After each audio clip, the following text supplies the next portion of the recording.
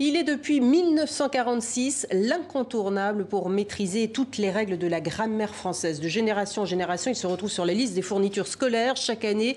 Je veux parler du bled, la référence en la matière donc. Et on s'y arrête en cette fin de semaine consacrée à la langue française, célébrée un petit peu partout dans le monde. Merci Aurore Ponsonnet d'avoir accepté notre invitation. Bonjour. Vous êtes orthophoniste, formatrice en orthographe et auteur justement de ce bled, les 100 fautes à ne pas faire. Alors l'originalité de cet ouvrage et qu'il s'associe à une pratique peut-être un petit peu plus contemporaine, via en ligne, via les applications également. Le projet Voltaire, de quoi s'agit-il? Alors le projet Voltaire est un entraînement d'orthographe en ligne pour toutes les entreprises et aussi maintenant pour le collège et pour l'école primaire. Et il est très utilisé et ils ont même créé un certificat d'orthographe que l'on peut passer dans des centres d'examen. Et que l'on peut mettre donc sur son CV une fois qu'on a reçu le fameux diplôme du projet Voltaire. Alors le CV, on a justement, une note sur 1000. D'accord. Le projet Voltaire, non, pas du tout. Le CV, c'est justement un document essentiel lorsqu'on le recherche un emploi, lorsqu'on essaye de rentrer dans une entreprise. Et pourtant, les CV sont parfois truffés de fautes. Oui. Et c'est ce guide, justement, qui va vous permettre d'écrire et de passer des entretiens sans faire de fautes. Oui. Alors, on a choisi 100 erreurs les plus communes. Et ces 100 erreurs, eh bien, bon, moi j'ai écrit des règles, et il y a aussi des exercices.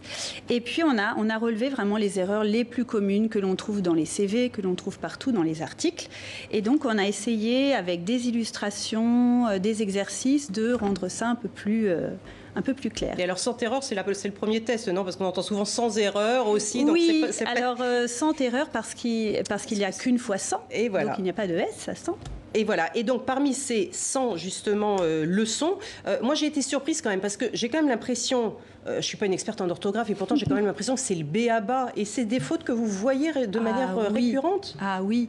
Parce que c'est l'accord du participe passé, c'est même des fois le présent de l'indicatif. Enfin, alors, le présent de l'indicatif, c'est le temps le plus irrégulier de tous les temps.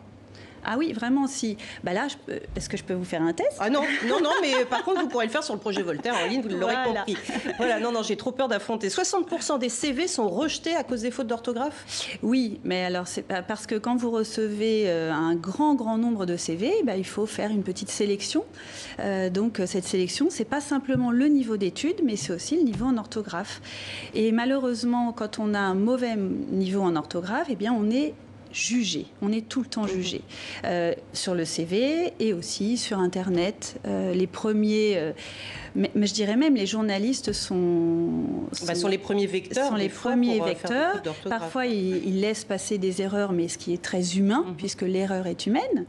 Et ils laissent passer les erreurs. Et dans la minute qui suit, tous les internautes, toutes les personnes commentent en disant « Comment ça? Va t'acheter un bled, retourne à l'école. » Mais c'est horrible. Ils ont peut-être raison, mais c'est là toute la difficulté aussi de la langue française, et les téléspectateurs qui nous regardent de par le monde et qui apprennent peut-être le français dans les instituts français et autres écoles le savent de manière quotidienne. Alors bled, justement, je regardais d'où ça venait. C'est la famille de Odette et Édouard Bled, qui deux instituteurs du siècle dernier, qui justement, voyant les difficultés de leur classe, de leurs élèves, se sont dit il faut absolument qu'on crée un manuel. Aujourd'hui, vous, votre regard d'orthophoniste en 2019, c'est quoi quel est-il sur l'école française justement et l'apprentissage de la langue française? Alors, j'ai quitté le monde de l'orthophonie il y a 10 ans. Maintenant, je suis formatrice pour les adultes. Et mon regard, c'est que... Enfin, les adultes étaient des enfants d'avant. Oui, bien sûr. Mais l'orthographe, effectivement, le niveau en orthographe a baissé. Mais bon, moi, maintenant, j'ai un tout autre regard. Je trouve que l'orthographe française, enfin, c'est pas que je trouve, c'est que c'est une des plus complexes au monde.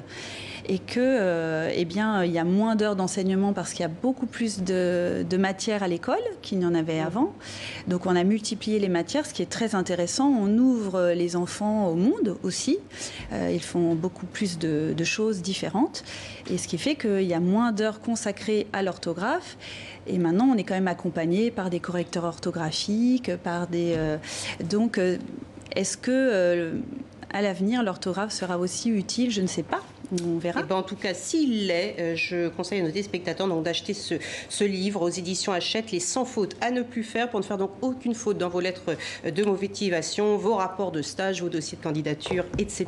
Merci beaucoup, Aurore Ponsonnet, d'avoir été avec nous. On termine avec